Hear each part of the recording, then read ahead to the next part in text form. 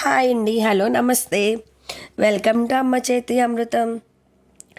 జనరల్గా కాకరకాయ కర్రీ అంటే చాలామందికి ఇష్టం ఉండదు. బట్ నేను చెప్పినట్టు ఇలా ఒక్కసారి ట్రై చేయండి, చాలా ఇష్టంగా తింటారు. ముందుగా కాకరకాయలను తీసుకుని శుభ్రంగా కడగండి. తర్వాత దాని మీద ఉన్న పొట్టును ఇలా పీలర్తో మొత్తం చెక్కు తీసేయండి అన్ని కాకరకాయలను. తర్వాత కాకరకాయలను ఇలా సన్నగా రౌండ్గా కట్ చేసుకోండి అన్ని కాకరకాయలను.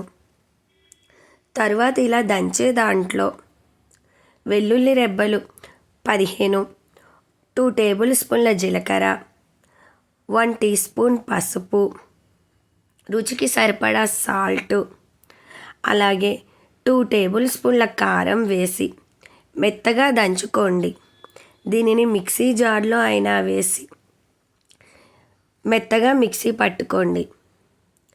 తర్వాత గ్యాస్ ఆన్ చేసి గ్యాస్ మీద ప్యాన్ పెట్టి అందులో 4 టేబుల్ స్పూన్ల ఆయిల్ వేయండి.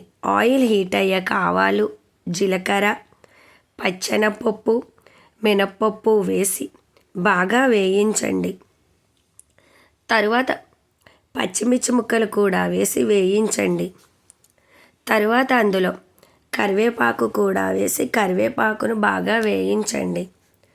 తర్వాత చిన్నగా కట్ చేసుకున్న ఉల్లిపాయ ముక్కలు కూడా వేసి బాగా దోరగా వేయించండి.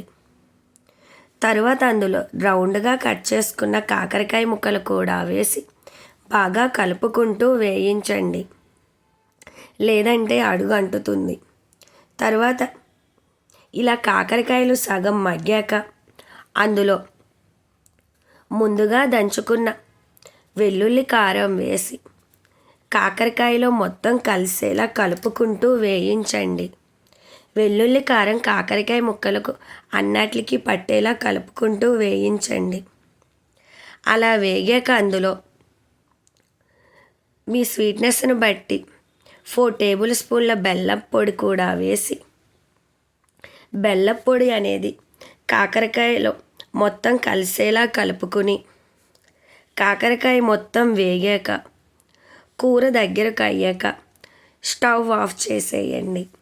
అంతేనండి, చాలా సింపుల్గా కాకరకాయ వెల్లుల్లి కారం రెడీ. అలాగే నా వీడియో కనుక మీకు నచ్చినట్లయితే నా ఛానల్ను లైక్ చేసి షేర్ చేసి సబ్స్క్రైబ్ చేయండి. Thank you. బాయ్.